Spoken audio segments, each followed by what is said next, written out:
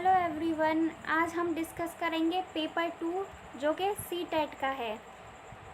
C TET का paper 2 discuss करेंगे जो कि जनवरी 2021 में हुआ था। इसके आज हम 30 क्वेश्चंस देखेंगे सीडीपी के। आज हम 30 क्वेश्चंस करेंगे सीडीपी के और आपके जो इधर आंसर दिए जाएंगे वो बिल्कुल ऑफिशियल आंसर की से मैच हो रहे हैं, तो आप बेफिक्र हो जाइए कि इसका कोई आंसर गलत होगा। तो चलिए आज हम अपने सेशन की स्टार्टिंग कर लेते हैं। तो देखते हैं फर्स्ट क्वेश्चन। तो हमारा फर्स्ट क्वेश्चन है, during the period of childhood development, यानी कि चाइल्डहुड में जो डेवलपमेंट होता है वो कैसा होता है। तो चाइल्डहुड में डेवलपमेंट जो होता है वो मल्टी लेयर्ड होता है और कॉम्प्लेक्स होता है, इसलिए हमारा आंसर हो जाएगा सेकंड, बहुस्तरीय और मिश्रित होता है। और नेक्स्ट क्वेश्चन देखते हैं हम, zone of proximal development is. तो जोन ऑफ प्रॉक्सिमल डेवलपमेंट क्या होता है, जब कोई ज़्यादा एक्सपीरियंस वाला पर्सन किसी बच्चे की हेल्प करता है जिससे कि बच्चा और अच्छा काम कर सके, तो इसी को हम बोलते हैं जोन ऑफ प्रॉक्सिमल डेवलपमेंट।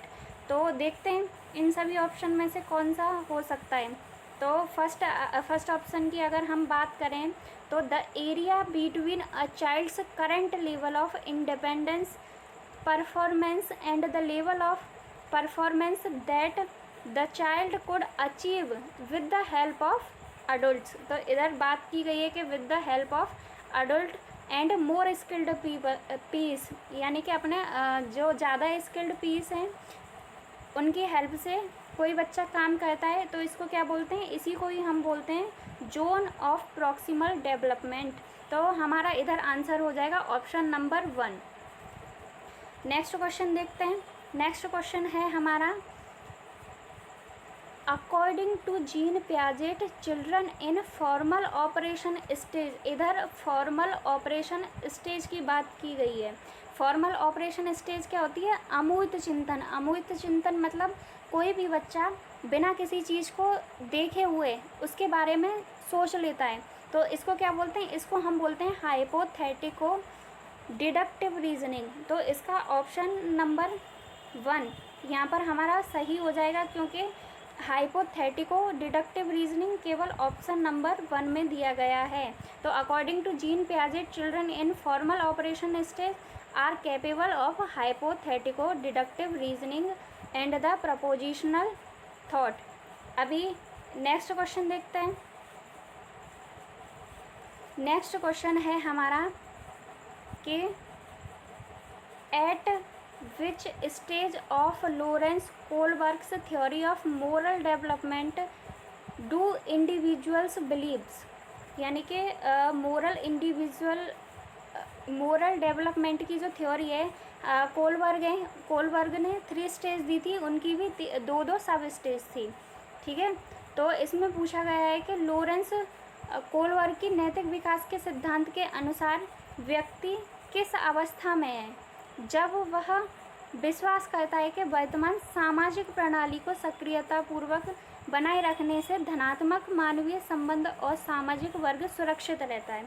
इसमें सामाजिक प्रणाली की बात की गई है और सामाजिक वर्ग को सुरक्षित रखा गया है। तो इधर सबसे ज़्यादा किसकी बात की गई, समाज की बात की गई है। तो इधर हमारा ऑप्शन हो जाएगा कि ये किस स्टेज की बात कर रहा है, तो ये बात कर रहा है the socio order maintaining orientation, जहाँ क्या सोसाइटी की बात होती है और सामाजिक क्रम व्यवस्था अभिविन्यास रहता है। तो ऑप्शन नंबर 2 हमारा यहाँ सही आंसर हो जाएगा। चलिए नेक्स्ट क्वेश्चन देखते हैं। नेक्स्ट क्वेश्चन है हमारा क्वेश्चन नंबर 5। अब क्वेश्चन नंबर 5 में हमसे पूछा है कि हार्वर्ड गार्डनर के बहुबुद्धि सिद्धांत के अनुसार निम्नलिखित में से कौन सा जोड़ा बुद्धि के प्रकार और अंतःस्थिति अनुपालन संभावना के अनुसार सही है। तो इसका आंसर देखेंगे, इसमें हमें केवल जो हार्वर्ड गार्डनर की थ्योरी थी तो वो बताते थे कि किस तरह से कौन क्या बन सकता है। जैसे कि अगर किसी के फ्लेक्सिबल हैंड होते हैं तो वो डॉक्टर अच्छी तरह से बन सकता है, तो ऐसे ही इसमें से भी हमको चूज़ करना है कि कौन सा आंसर ठीक है। फर्स्ट है हमारा स्थानिक। स्थानिक क्या मनोवैज्ञानिक बन सकता है या फिर अंतरावैयक्तिक विक्रेता। भाषिक, अगर कोई अच्छी भाषा बोलता है तो क्या वो मूर्तिकार बन सकता है। तो और फोर्थ वाला देखते हैं कि शारीरिक गति संवेदना खिलाड़ी। तो खिलाड़ी का तो सभी को पता है कि अगर शरीर से कोई रनिंग करता है या फिर कोई कुछ गेम खेलता है तो उसमें क्या होता है, शारीरिक गति संवेदना होती है, उसकी पूरी बॉडी मूवमेंट होता है। तो इसका ऑप्शन नंबर 4 हमारा यहाँ करेक्ट आंसर हो जाएगा। नेक्स्ट क्वेश्चन देखते हैं। हमारा नेक्स्ट क्वेश्चन है लेव वाइगोत्स्की के अनुसार, लेव वाइगोत्स्की क्या बोलते हैं। फर्स्ट है बच्चों के संज्ञानात्मक विकास में भाषा की एक महत्वपूर्ण भूमिका है। बच्चे भाषा अधिग्रहण यंत्र द्वारा भाषा सीखते हैं। थर्ड ऑप्शन है बच्चों का संज्ञानात्मक विकास चरणों में होता है। फोर्थ है स्कीमा के परिपक्वन से बच्चों में संज्ञानात्मक विकास अग्रसर होता है। तो इसमें से कौन सा ऑप्शन सही होगा। तो अगर हम देखें कि वाइगोत्स्की के बारे में अगर हम बात करें तो वाइगोत्स्की बोलते हैं कि हमारा जो डेवलपमेंट होता है, वाइगोत्स्की बोलते हैं जो हमारा संज्ञानात्मक विकास है उसमें भाषा की महत्वपूर्ण भूमिका होती है। तो वाइगोत्स्की ने भाषा को इम्पोर्टेंस दी है, जबकि जीन पियाजे ने भाषा को इम्पोर्टेंस नहीं दी है। इसलिए यहाँ पे हमारा ऑप्शन नंबर 1 करेक्ट हो जाएगा। नेक्स्ट क्वेश्चन देखते हैं। नेक्स्ट क्वेश्चन है एक प्रगतिशील कक्षा में शिक्षण अधिगम प्रक्रिया के दौरान अधिगमकर्ताओं का मूल्यांकन, यानी कि अगर एक प्रोग्रेसिव क्लासरूम है तो जो असेसमेंट है लर्नर्स का during the process of teaching learning, तो वो कैसा होगा। तो ऑप्शन नंबर 1 है बच्चों के अधिगम में सहायक नहीं है। क्या किसी बच्चे का मूल्यांकन है वो अधिगम में सहायक नहीं है, या फिर बच्चों की अधिगम प्रक्रिया में रुकावट उत्पन्न कर सकता है, या फिर अभिभावकों को प्रतिपुष्टि देने के प्रयोजन से बेहद सफल, कम सफल। इसका मतलब है कि घर वालों को बताया जाए कि आपका बच्चा ज़्यादा इंटेलिजेंट है या कम इंटेलिजेंट है। और नेक्स्ट हमारा ऑप्शन है बेहद महत्वपूर्ण है, क्योंकि यह बच्चों की समझ की जानकारी देता है और अध्यापिका को अपने शिक्षण शास्त्र पर विचारने में सहायक होता है। तो ये बात बिल्कुल ठीक बोली गई है कि एक प्रगतिशील कक्षा वही होती है जहाँ पर सभी विद्यार्थी अच्छी तरह से सीख सकते हैं, उनकी समझ के अनुसार विकास होता है उनका। तो एक प्रगतिशील कक्षा में शिक्षण अधिगम प्रक्रिया के दौरान अधिगमकर्ताओं का मूल्यांकन बेहद महत्वपूर्ण है, क्योंकि यह बच्चों की समझ की जानकारी देता है और अध्यापिका को अपने शिक्षण शास्त्र पर विचारने में सहायक होता है। तो ऑप्शन नंबर 4 इसका करेक्ट हो जाएगा। नेक्स्ट क्वेश्चन हम देखते हैं। नेक्स्ट क्वेश्चन में क्या है हमारा। नेक्स्ट क्वेश्चन है क्वेश्चन नंबर 8। इसमें हमको पूछा गया है कक्षा में सभी लिंगों में जेंडर रूढ़िवादिता कम करने और विकास के विस्तार की संभावनाओं को बढ़ाने के लिए प्रभावशाली पद्धति कौन सी होगी।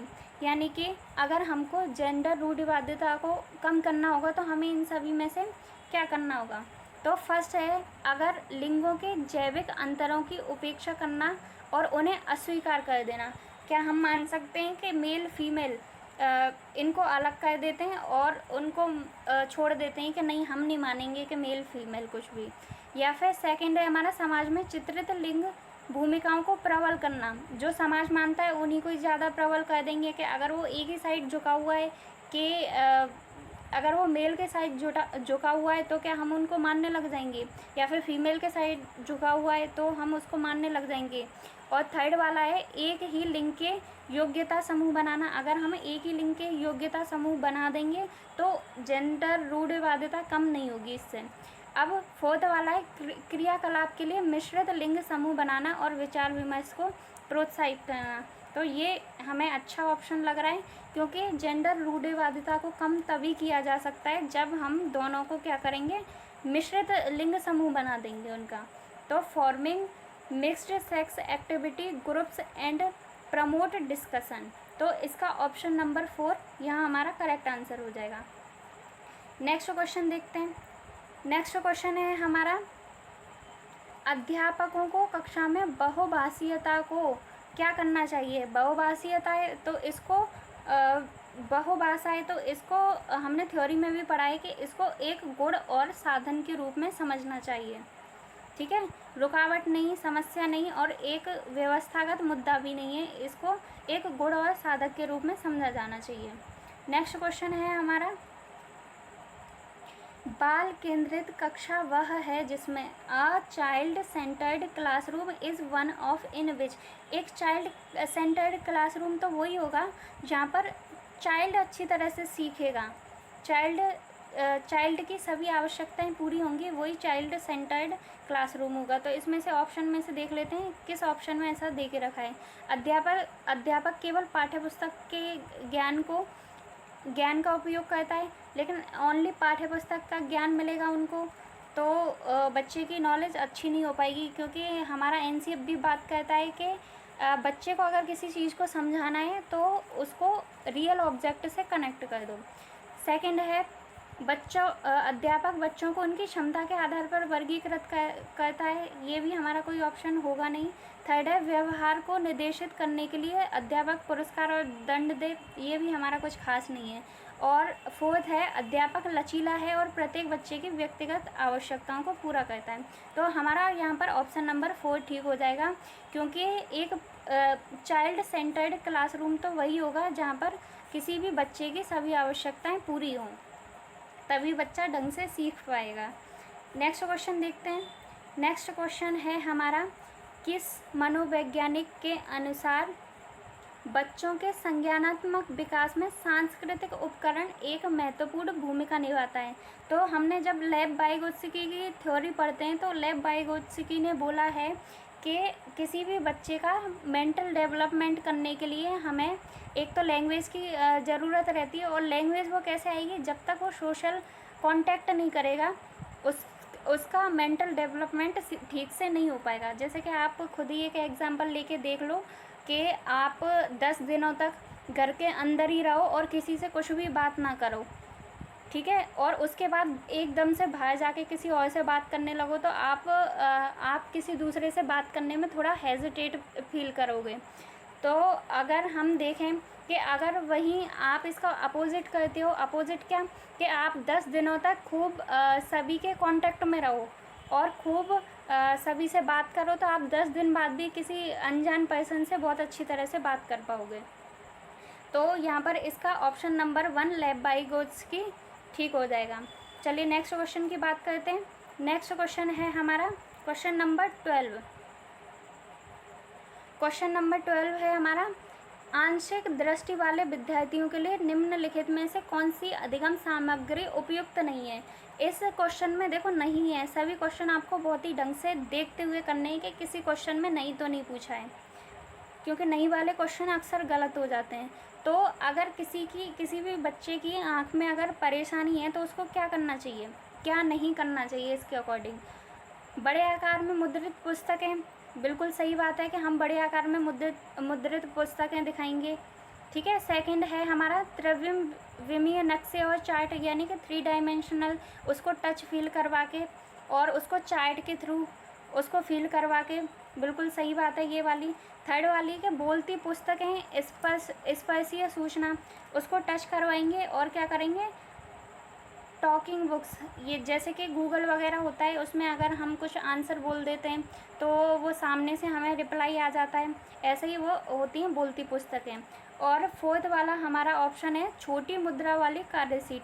अगर पहले से ही किसी की आंखों में दिक्कत है, वो आँख से नहीं देख पा रहा है, तो छोटी मुद्रा वाली यानी कि स्मॉल प्रिंट वर्कशीट कैसे देख पाएगा। तो हमारा यहाँ 12 का क्वेश्चन आंसर नंबर 4 बिल्कुल ठीक हो जाएगा। नेक्स्ट क्वेश्चन, समावेशी शिक्षा के पीछे अंतर्निहित विचार है। समावेशी शिक्षा क्या होती है? जहाँ पर सबों को अधिकार होता है कि सब समान रूप से शिक्षा ले सकते हैं। तो ऑप्शन नंबर 4 हमारा करेक्ट हो जाएगा, जिसमें बताया गया है कि दार्शनिकता के सभी बच्चों को नियमित विद्यालय में समान शिक्षा पाने का अधिकार है। नेक्स्ट क्वेश्चन, क्वेश्चन नंबर 14, प्रतिभाशाली और सृजनात्मक बच्चों की आवश्यकताओं को किस प्रकार से संबोधित किया जा सकता है? तो इसको संबोधित किया जा सकता है अगर हम किसी बच्चे को क्या करें, चुनौतीपूर्वक कार्य दें और उसकी डलनेस को दूर कर दें। तो ऑप्शन नंबर 1 हमारा यहाँ करेक्ट आंसर हो जाएगा। क्वेश्चन नंबर 15, पठन वैफल्य बच्चों की पहचान किस प्रकार से की जा सकती है? यानी कि डिसलेक्सिया। डिसलेक्सिया क्या होता है? जहाँ पढ़ने लिखने में दिक्कत होती है। तो इसका ऑप्शन नंबर 3 ठीक हो जाएगा। उनके पढ़ने और लिखने की कौशलता के विश्लेषण से संबंधित है।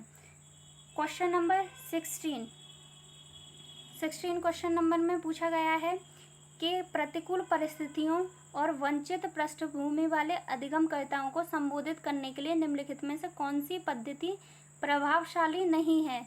कौन सी पद्धति प्रभावशाली नहीं है? अगर हम बात करें ऑप्शन नंबर 2 में क्या है? अधिगमकर्ताओं को विद्यालय से बाहर ट्यूशन पढ़ने के लिए कहना। तो ऑप्शन नंबर 2 हमारा यहाँ करेक्ट आंसर हो जाएगा, क्योंकि ये प्रतिकूल परिस्थितियों और वंचित पृष्ठभूमि वाले अधिगमकर्ताओं को संबोधित करने के लिए प्रभावशाली विधि नहीं है। क्वेश्चन नंबर 17 में हमसे पूछा गया है कि बच्चों के अधिगम में शारीरिक स्वास्थ्य और सांवेगिक अवस्था क्या होती है? क्या इनका किसी पे कोई प्रभाव पड़ता है? तो जी हाँ, बिल्कुल इसकी एक महत्वपूर्ण भूमिका होती है। तो ऑप्शन नंबर 2 बिल्कुल करेक्ट हो जाएगा। अगर मान लीजिए अगर आप शारीरिक रूप से ठीक नहीं है, मतलब आपकी तबीयत खराब है फिर भी चलो आपके सर में दर्द है तो थोड़ा बहुत आप पढ़ लिख लोगे, लेकिन अगर आप मेंटली कहीं और हो तो आप कुछ भी काम ठीक से नहीं कर सकोगे और आपका माइंड दूसरी जगह रहेगा। इसलिए अधिगम में शारीरिक स्वास्थ्य और सांवेगिक अवस्था की एक महत्वपूर्ण भूमिका होती है। नेक्स्ट क्वेश्चन देखते हैं। हमारा नेक्स्ट क्वेश्चन है, कक्षा में अर्थपूर्ण अधिगम को प्रोत्साहित करने के लिए अध्यापिका को, अगर हम देखते हैं या बात करते हैं कि अर्थपूर्ण कि बच्चे अच्छी तरह से सीखें, इसके लिए किसी टीचर को क्या करना चाहिए? ऑप्शन नंबर 1 है विद्यार्थियों की सहायता करनी चाहिए कि वे अपने मनोभावों और अभिप्रेरणाओं को सुव्यवस्थित कर पाएँ। तो बिल्कुल ठीक बात है कि बच्चे अपने मनोभावों को बता पाएँ और मोटिवेशन भी ले पाएँ। ठीक है, तो हमें फर्स्ट ठीक लग रहा है। और सेकंड वाला देख लेते हैं। सेकंड वाला है हमारा, विद्यार्थियों को उनके प्रदर्शन के आधार पर वर्गीकृत और नामांकित करके उनकी योग्यता आधारित समूह बनाना। अगर हम किसी भी स्टूडेंट को वर्गीकृत करते हैं, अगर मान लो अगर कोई भी टीचर किसी बच्चे का डिवीज़न कर रही है, अगर वो आपसे बोल दे कि नहीं आपको इस ग्रुप में नहीं लिया जाएगा क्योंकि आप ज़्यादा एक्टिव नहीं है, तो हमको बुरा लगेगा। तो इससे क्या होगा, हम मोटिवेटेड नहीं हो पाएंगे। तो इसलिए ये हमारा करेक्ट ऑप्शन नहीं होगा।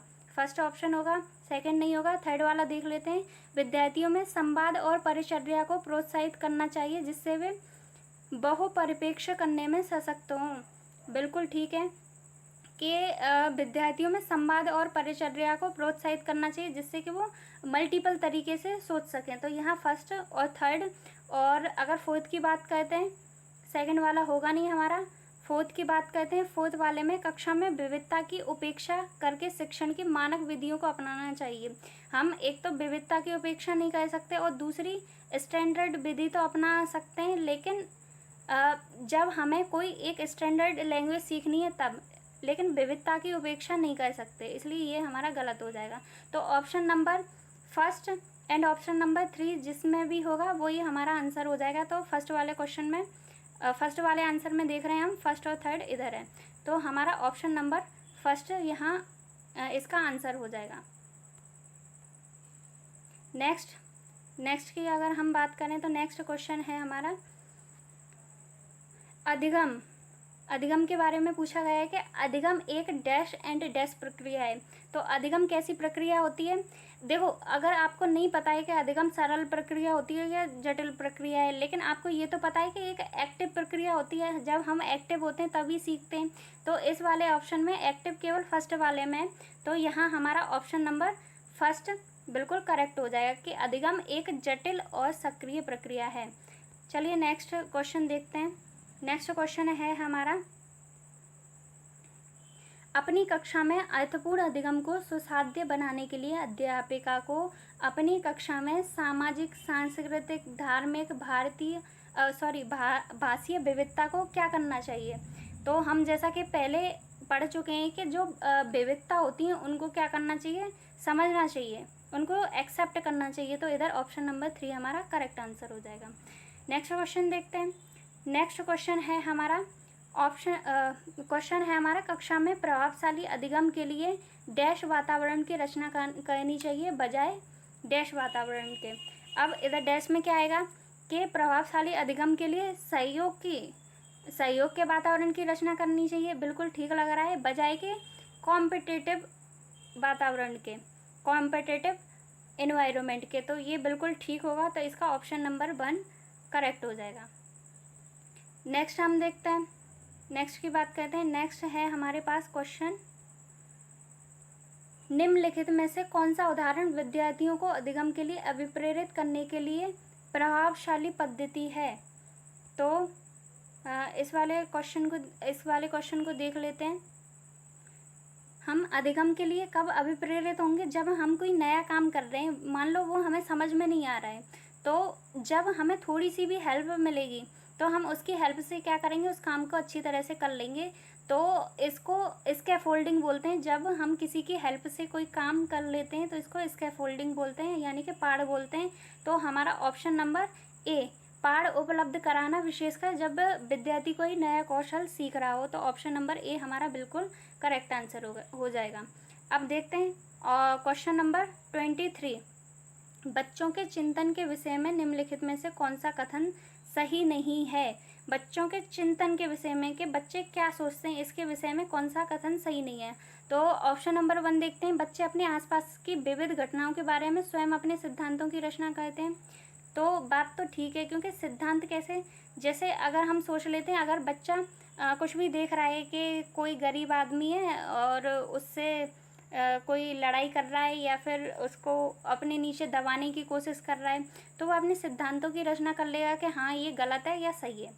सेकंड वाला है कि प्रत्येक बच्चों को स्वयं नहीं प्रत्येक बच्चे प्रत्ययों को स्वयं नहीं सोच सकते और अध्यापक की मूल भूमिका उन्हें जानकारी उपलब्ध कराना है।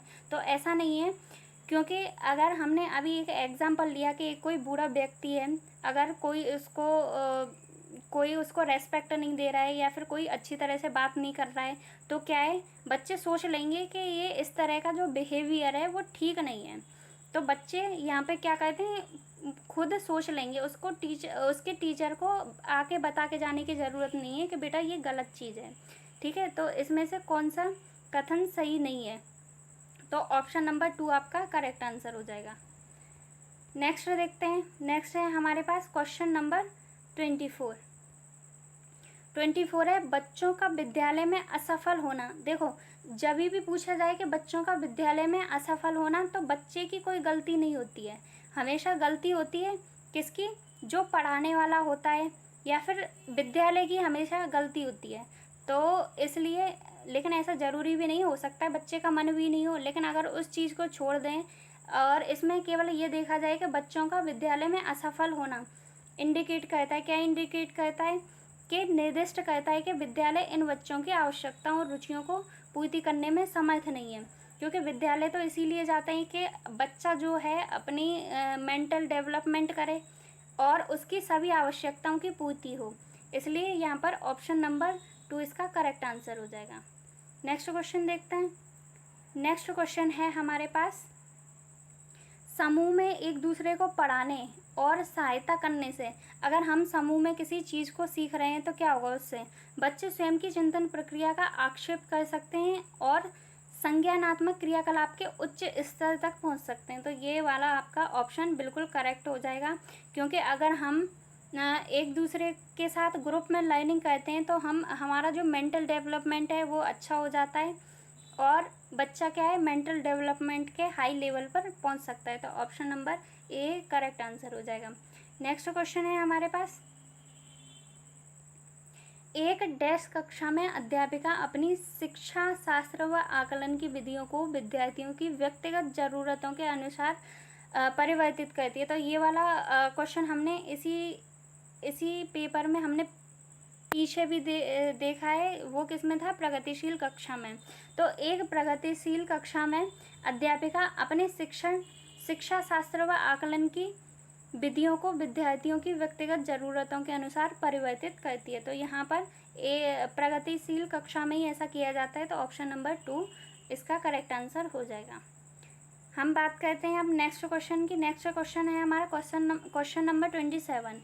विकास के विषय में निम्नलिखित में से कौन सा कथन सही है? कि अब हमें बताना है कि विकास के विषय में कौन सा सही है।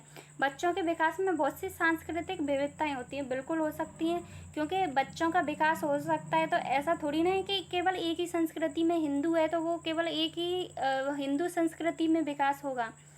वो तो विकास तो सभी संस्कृतियों में हो सकता है, सभी संस्कृतियों में ही होता है। तो ऑप्शन नंबर ए हमारा यहाँ करेक्ट आंसर हो जाएगा। नेक्स्ट क्वेश्चन देखते हैं। नेक्स्ट क्वेश्चन है हमारे पास क्वेश्चन नंबर 28। निम्नलिखित में से मध्य बाल्यावस्था की अवधि का मुख्य प्रमाण चिन्ह कौन सा है? तो अब मान लेते हैं बच्चा क्या है, बच्चा थोड़ा सा बड़ा हो गया है और वो थोड़ा सा चिंतन करने लगता है, लेकिन बहुत थोड़ा करता है, ठीक है। तो यहाँ पर वो क्या कहता है, वो तर्क करने लगता है। लेकिन जो भी तर्क कहता है उसके विचार कैसे होते हैं? अगर विचार भी उसके ऐसे होते हैं कि अगर उसको कोई चीज़ अपने सामने दिख रही है तभी वो विचार कर सकता है, अमूर्त विचार नहीं कर सकता है। इधर बाल्यावस्था में केवल मूर्त विचार कर सकता है और मूर्त तर्क संगत विचारों का विकास कर सकता है, तर्क करेगा किसी भी चीज़ को देख के, ठीक है। तो यहाँ पर हमारा ऑप्शन नंबर 2 इसका करेक्ट आंसर हो जाएगा। नेक्स्ट क्वेश्चन की बात करते हैं। हमारा नेक्स्ट क्वेश्चन है बच्चों के समाजीकरण में विद्यालय की। अगर हम बात करें विद्यालय की, तो विद्यालय की हमेशा द्वितीय भूमिका होगी। लेकिन अगर बात करें हम फैमिली की, तो फैमिली की हमेशा प्रथम भूमिका होगी। चलिए, तो इसका ऑप्शन नंबर 4 करेक्ट आंसर हो जाएगा। नेक्स्ट क्वेश्चन देखते हैं। नेक्स्ट क्वेश्चन है हमारा क्वेश्चन नंबर 30 में हमसे पूछा है निम्नलिखित में से किस मनोवैज्ञानिक ने प्रस्तावित किया है कि बच्चों का चिंतन गुणात्मक रूप से वयस्कों की अपेक्षा अलग होता है? तो ये वाला स्टेटमेंट जीन पियाजे ने दिया है। तो आज के हम 30 क्वेश्चन CDP के हमने कंप्लीट कर लिए। तो आपको ये सेशन कैसा लगा और आपके कितने क्वेश्चन करेक्ट गए वो मुझे कमेंट सेक्शन में बता देना। अगर वीडियो अच्छी लगी हो तो like, share and comment and subscribe करें। Thank you.